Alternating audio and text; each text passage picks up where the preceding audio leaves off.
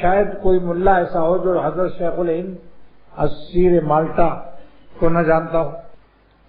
وہ اپنے شیخ کی خدمت میں گئے. عرس کا دن تھا.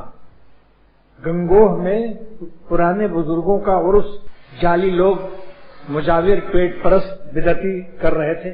تو شیخ الہند رحمۃ اللہ علیہ کو اس کا خیال نہیں تھا. عرس کے دن پہنچ گئے. مولانا گنگوہی نے فرمایا کہ آپ آج کیسے آ گئے؟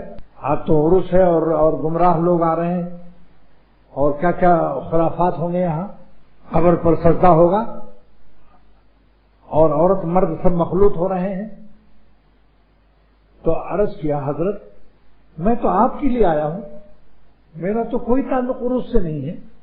حضرت گنگوہی قطب العالم رحمۃ اللہ علیہ مولانا رشید احمد رحمۃ اللہ علیہ نے فرمایا کہ جب آپ سڑک پر آ رہے تھے تو آپ کے ساتھ وہ لوگ بھی تھے یا نہیں عرس والے، یا الگ الگ آ رہے تھے آپ کہیں؟ یا نہیں، وہ ساتھ تھے. فرمایا کہ تم کو یہ روایت یاد نہیں ہے من کثر سواد قوم فهو منهم، جو کسی جماعت کی تعداد بڑھا دے اس کا شمار انہی لوگوں میں ہے. لہذا تم انہی گمراہ لوگوں میں شمار ہو گئے. جلدی توبہ کرو اور فوراً گنگو سے واپس جاؤ. 20 میل پیدل گئے تھے. حضرت نے ایک پیالی چائے، ایک قطرہ پانی، آدھا گلاس پانی بھی نہیں پوچھا. فرمایا فوراً واپس جاؤ. جب یہ بات جو میں پیش کر رہا ہوں یہ میں نے کہاں سے سنا؟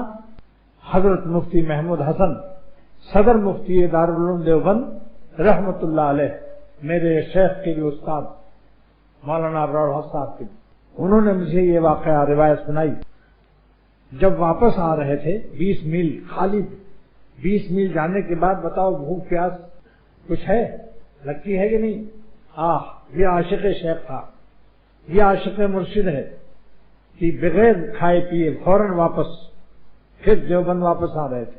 20 میل کا تقریباً فاصلہ ہے. ایک شاگرد مل گیا جس کو شیخ الہند رحمۃ اللہ علیہ نے پڑھایا تھا. اس نے کہا حضرت تھوڑا سا کھانا تیار ہے، موجود ہے، آپ جلدی جلدی کھا لیجیے. فرمایا کہ میرے شیخ قطب العالم مولانا رشید احمد گنگوہی نے فرمایا فوراً واپس جاؤ.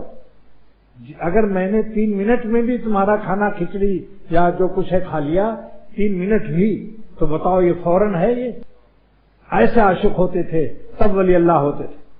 آج کل کے ظالم مریدوں کا کیا حالات ہے آپ سمجھو کہ لاکھ شیخ کہتا رہے، ان کو نصیحت کرتا رہے کہ اس بات سے بچو. ہم بھول گئے تھے. ظالم کیسے تو بھول گیا تھا؟ پھر کیا محبت کا دعویٰ کرتا ہے؟ عاشق وہ ہے جو ایک دفعہ شیخ کہہ دے ساری زندگی اس کے کان میں شیخ کی آواز گونجتی رہے کہ میرے شیخ نے منع کیا تھا.